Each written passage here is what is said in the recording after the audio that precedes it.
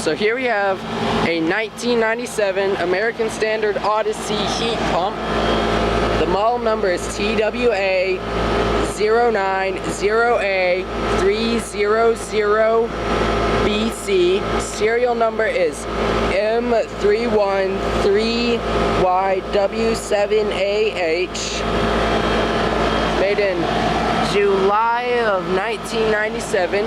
It's currently running in cool mode, and there's the condensation pipes.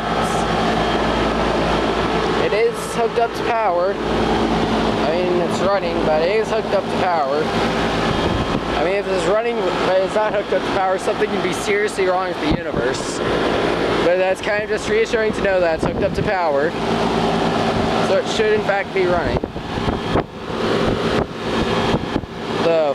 The condenser fan is quite strong. It has the older American Standard logo, like the one over on Fan 61618's heat pump.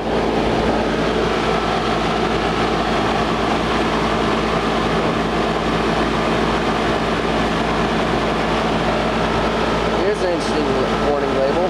Never seen that before. But yeah.